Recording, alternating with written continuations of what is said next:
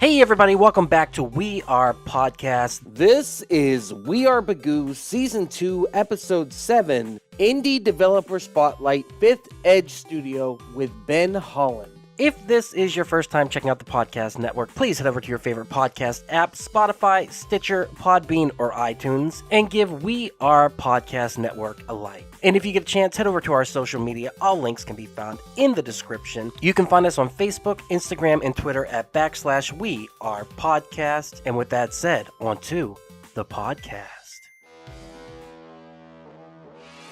We Are Bagu. Hey everybody, welcome to We Are Bagu, a video game podcast where we talk Atari to Steam and everything in between. I am your host, Doc. Today I have the very incredible, the awesome, the amazing Ben Holland. Ben, how are you doing today, sir? I'm pretty good, actually. Excellent. Ben, we are here today to talk about the games that you have created. But first, we want to talk a little bit about yourself, okay? Where are you from, sir? So I am from Arlington, Texas. I'm a native, and I was practically just born and raised here. So you've been here pretty much your whole life. How old are you? I'm 15 now. 15! So you're 15 years old. You're Yeah. creating games already. You've created how many so far? 4 games? 4 games on Steam, and then I don't know how many prototypes. So there's Hooked and Shotguns, Pulse Jumper, which you played, Riding Shotgun, and then Crown Claimer is one I released literally yesterday. So 4 in total. So Crown Claimer is out now. Is that Yes. correct? You got Steam to verify it and everything. You're good to go. Yeah, and now it's actually at a third of the downloads as Riding Shotgun, which is my previous game, Excellent. in less than 24 hours. So it's kicking out there. It's making things happen. Well, we'll Yeah. get into the games. We'll talk about those a little bit. I Okay. want to kind of get into, right now, I'm thinking that you're still in high school. Is that right? Yep. What got you into gaming to begin with? What was your first gaming console? A Wii U, actually. My entire first experience with gaming, what really got me into it was actually Skylanders. Oh, nice. With the little statues. I Yeah. don't know what they're called. They're kind of like pre-amiibos. So you collected the Skylander figures then? Yeah, and then that just kind of got me hooked onto the idea of gaming. And I've literally always been interested in making stuff. Like I would do Legos, robotics, stuff like that in school. And then Skylanders just kind of connected the gap. That was when I was like, I want to say 7 or 8. And then I really started into like game development when I was like 11. So how did that begin? So you began the C++, or was it something in school that you took a class, or just started reading by yourself? So there was a summer camp actually at the University of Texas at Arlington, or UTA, for like kids who want to make stuff over the summer. And there was a class about game making. And I was like, oh, that's cool. They probably use Unity or Scratch or something. Mhm. They used something that I've never heard of before called Game Maker. And that's what I still use today. Game Maker's great. I remember when it first came out. I think it was the mid 2000s, and Yeah. it was a powerful tool for a lot of people who were trying to create games. So you use it for all your games that you've created? Yeah, it really kind of depends on what I'm trying to make. Like, obviously, if I want to do like 3D, I would use Unity or Godot or something, because Game Maker is mostly 2D. Yeah, that's kind of how I got started. Hey, were you raised on Flash games? I mean, were those a big Um, thing for you, or was that past your time? I was more raised on Cool Math. Cool Math, what is that? You've never heard of Cool Math games? No, I'm old, dude. What is Cool Math? Cool Math.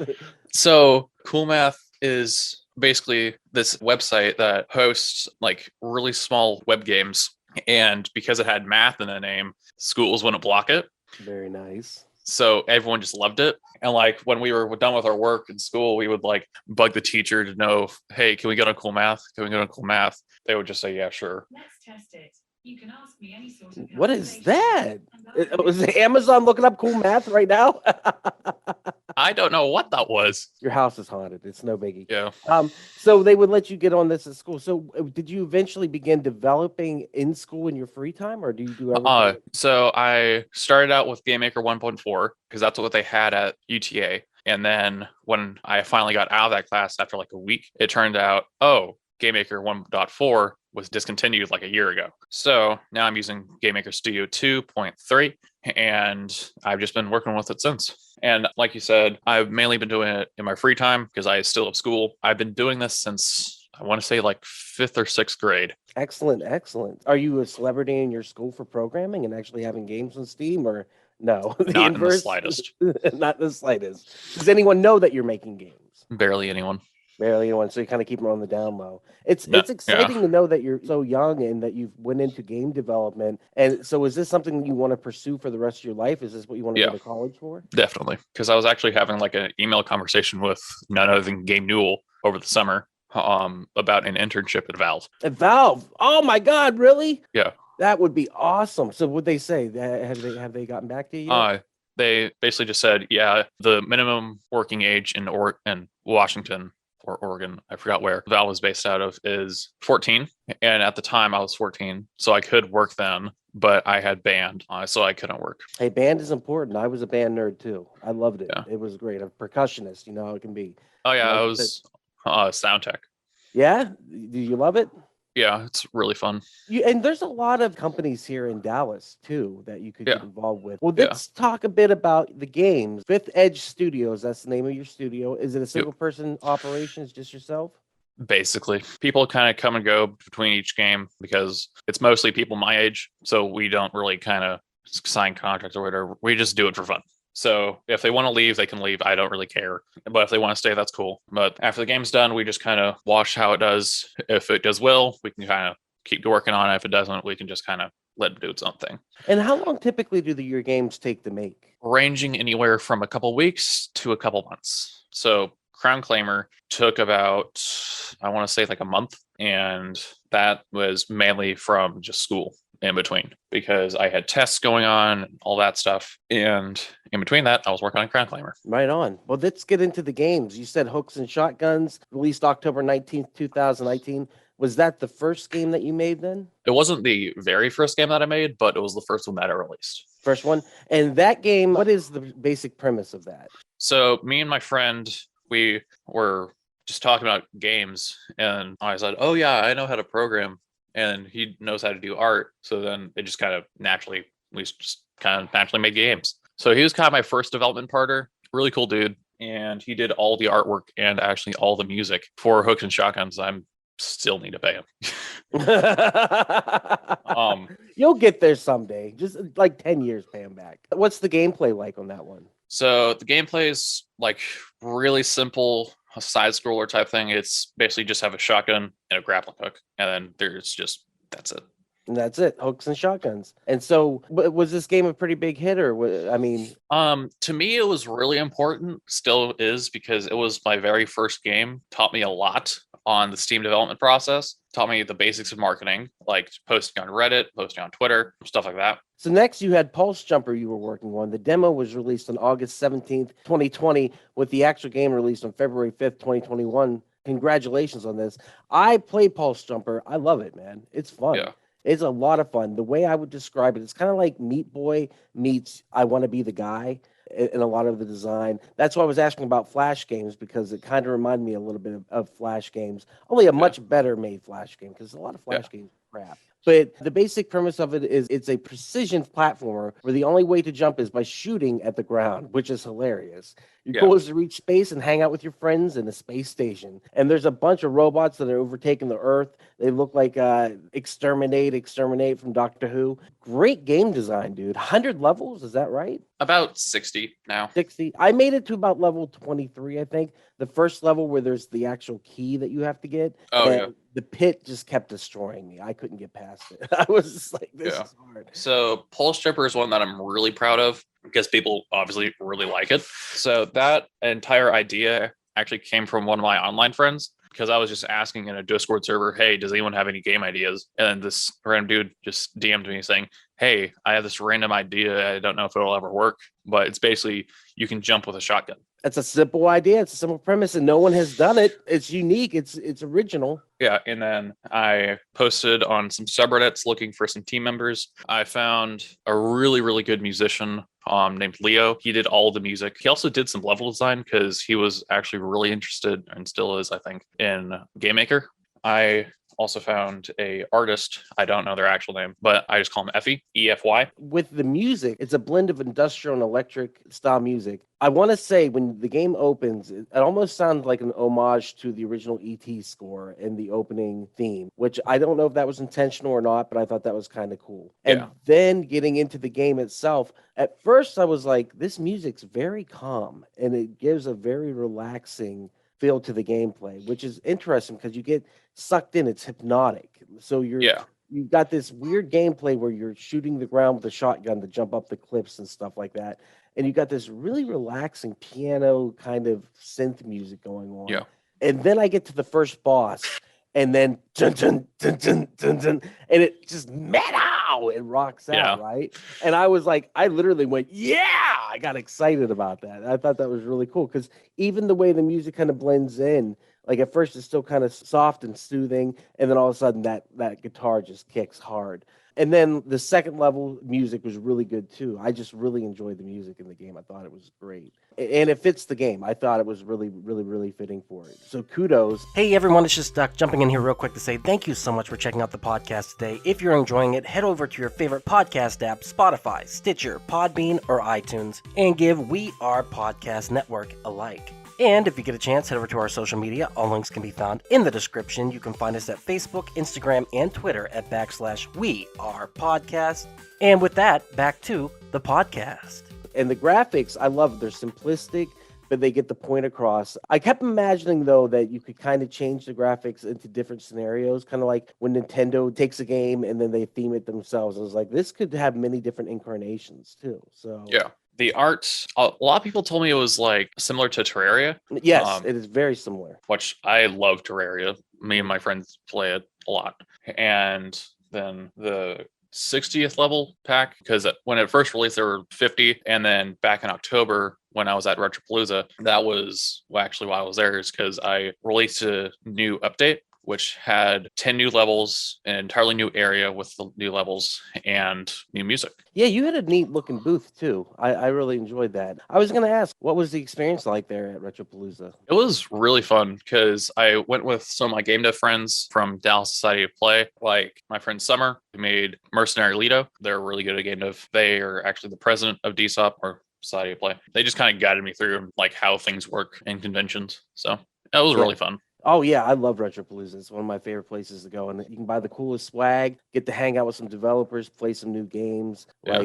It's a blast. And that's put on by the Game Chasers. So if you ever get a chance to check it out, they do it once a year in Arlington at the Convention Center. It is so much fun. So, yeah, Pulse Jumper comes out. Is it a pretty big hit for you? It's a big hit personally. Like, it doesn't really succeed that much, all things considered. But to me, it was a big deal. Why did you choose to have it free to play? My entire design philosophy is make good things for good people. People want things to play to escape from reality. That's pretty much why everyone plays games. So why is a really good game $60, which is a very high barrier? Like, I get AAA developers need to pay their employees, but there's something called crowdsourcing, which I tried to do. For right now, I'm just making games to have fun and to have other people have fun. It's all practice for you. It sounds like you're building towards something. Yeah. And that's the way to do it, is whenever you create something content wise, a lot of the times you do have to give it away for free to build a following, build a fan base. So yeah, it makes sense. I did notice on the one game though, it's $4.99. That Hooks and Shotguns, I don't know why it actually is. I swear I made it free. I guess Steam just said no. I don't know. They're like, we're taking money. Don't worry about it. Yeah. So you get Pulse Jumper done. Do you immediately go into working on the next game? After each game, I notice I'm kind of in this limbo area where I just keep working on prototypes. I can't find something that actually is fun to play or make. And then I just stumble across something, not even realizing it. So trial and error, they bring something better down the way. Yeah. So the next game after Pulse Jumper was Riding Shotgun. That was released June 23rd, 2021. Yeah. So that was immediately after Pulse Jumper, because I actually made it in like a week. Oh, wow. Yeah. And so what is that game all about? So Riding Shotgun is basically, it's a party game where one person has a controller that controls the movement, and the other person has a controller that controls the shooting and aiming. That's right. It's a two-player game. Then you basically have to work together to fight enemies. So where did that concept come from? Again, another one of my friends online. I had recently joined a development team called Cubify, a really cool team, and they were in their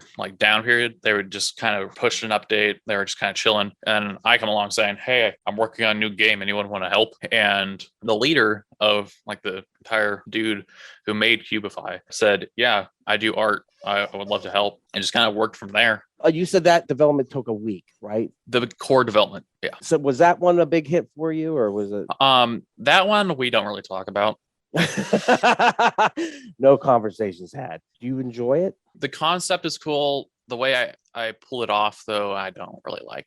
It's mainly because it got 3 negative reviews, and that's the only reviews it has. I know you shouldn't really base worth off of the reviews, but at the time, that's what I was really basing it off of. And that just kind of stuck with me. Oh, You know what? It's going to happen. You're going to create something. You're going to put your time and your passion into it, and people are going to just shit on it. That just happens. That's part of the process. But you have to follow what you believe. I do stand-up comedy, and when I go to open mics, and this is what's interesting, open mics is just a bunch of other comedians there with you, or people working on their material, and they don't laugh. But if you know a joke kills, and you know it's going to do well, and you know it's part of the process of building a set, and you go do it in front of a live audience and it kills, that's the difference. So when you get 3 negative reviews, most of the time it's other indie developers playing the game, and like you have to take the advice of your peers, but at the same time, if you appreciate the game, that's all that matters. You know what I mean? Yeah. Especially put something together in a week. That's awesome, Yeah. But let's talk about the one that just released. Crown Claimer released yesterday, you said? So January 22nd, 2022. Yeah. And it's a top-down shooter where you must defend your crown at all costs. Gameplay consists of nothing but shooting. There seems to be a common theme here. Enemies spawn in waves and will run to your guns blazing. So, is this a multiplayer game or is this single? So it's solo and co-op. The original idea is very different from what the actual game turned out to be. Because I was in a voice call with, again, some of my friends, and we were just joking around again about game ideas, and they said, oh yeah, what about a game where when you use a gun, like when you run out of ammo, you throw it and then it comes to life and starts shooting you? That's some crazy sci-fi horror movie stuff right there. Yeah. So I tried implementing that. It basically got impossible after 2 or 3 guns. I just kind of turned it into this top-down shooter because I needed practice with top-down shooters where you basically were just wearing a crown and people were trying to steal it. This one is playable now on Steam. Is that right? Yeah. And you said that the Steam verification just took a little while. Yeah, because I guess I checked like achievements and stuff and I didn't actually add it. So Steam was like, nope, that's a no-no. You can't do that. So I just unchecked that, fixed some text UI, and then it was good to go. Excellent, excellent. Have you had any feedback yet at all on the game? Yes, actually, there's 3 positive reviews, which is a really good thing for me. And they're either in Russian or Turkish. Which is, but they're thumbs up, right? So that's and someone actually recorded a video of it, them playing it, and then they're a Steam curator as well. What's a Steam curator? So a Steam curator is basically people who will like review games on Steam, and then when they like say yes or no to it, like they give it a positive or negative review, it will say on your Steam page, hey, a curator has recommended your game. It's most likely good. It's like people of authority in Steam reviews. Almost. Right on. So what is your plans for the future? Do you have another game in mind? Well, thing is, I'm actually going to Retro Plaza Houston in May, and I'm either going to be showing Crown Claimer or a random game that I'm working on. Oh, so there's something in the works already is what you're saying. There's another. Can you give us any insight on that, or are you keeping that a hush-hush secret? So I sometimes just drop prototypes without even thinking about it, but the one that I'm working on now, I think I'm going to stick with. It's a party game, and it's basically just Juggernaut. So if you've ever played versus Saxton Hale in Team Fortress 2, it's basically like that, where it's one player is randomly selected to be the boss player, and then all the other players have to fight that one boss player. And then at the end, when that boss player is killed, it's transferred to whoever killed it. And there will be a window of time where it could actually be killed. So this is something you've been working on for a while then, or? Yesterday. Yesterday. Okay, so it's relatively new. I meaning brand new. What are your long-term goals here? We talked a little bit about you want to go maybe Internet Valve. Is there a big game that you have in mind that you want to create someday? Do you want to be head developer or lead of it? Is that a plan, or you just kind of want to see where things go? I mainly just go with the flow, really. I just work on what pops into my head. If I don't like it, I stop working on it and work on something else. So, right on. But you want to go into game development eventually. Yes, So, or computer science or something like it. being so young and knowing what you want to chase already, that's huge. Do you have a college in mind you're going to try to go to, or are you going to stick around? Well, the University of Texas at Arlington, the Mhm. thing that I told you about earlier, it actually has a really good game development program. Either that or MIT. I don't know. Yeah, get it. I'm telling you, either way. So where does the name Fifth Edge come from? I do want to ask that. So Fifth Edge, it was me and 4 other friends in 6th grade. So we would just hang out under this tree, just talk about games. And then I decided to kind of name it after them as a collective. Yeah, that's just kind of where it came from. Me and 4 other friends kind of started it. And then I'm just kind of the one here. Right on, dude. Well, it sounds like you know what you want to do. It sounds like you're developing, you're creating stuff, you're being inspired, and you're going for it immediately. Congratulations on all the games you've released already. Having games on Steam is a huge deal already. Pulse Jumper is a blast to play. Everyone needs to give it a try.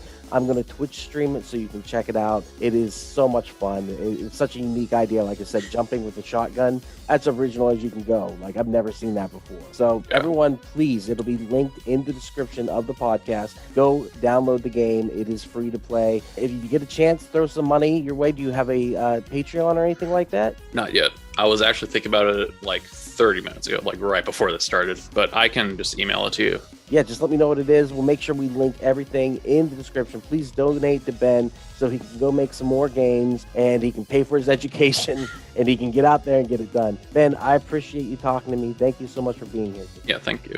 And there it is. Thank you again so much for checking out the podcast today. If you enjoyed it, head over to your favorite podcast app, Spotify, Stitcher, Podbean, and iTunes, and give We Are Podcast Network a like. And if you've enjoyed this podcast, you're going to love the other podcasts here on the We Are Podcast Network. We have We Are Air, where we talk movies, entertainment, whatever the fuck we want to talk about. That's me, that's Jake, and that's Javi. We're breaking down that pop culture, and we're having so much fun. Heroes, Gyros, 8 Dungeons, and Distractions side quests. Me and the boys were playing some D&D. You can start that one from Season 1, Episode 1. It's a blast the whole way through. And I Hate Being Sober. Personal stories from epic people. I sit down with some of my favorite people of all time. We talk about their trials, their tribulations, and their journey this far. And finally, our new live video podcast, Camp/Horrorcast, where we're going to have a roundtable discussion about our favorite horror movies. That'll be available on Twitch and YouTube, streaming every Monday at 8 p.m. Check the links in the description to find out what movies we'll be watching. Also, check the links in the description for our social media. You can find us at Facebook, Instagram, and Twitter at /We Are Podcast Network. With that said, thank you so much for checking out the podcast today. Please remember to support local comedy in any way that you can. We'll see you next time.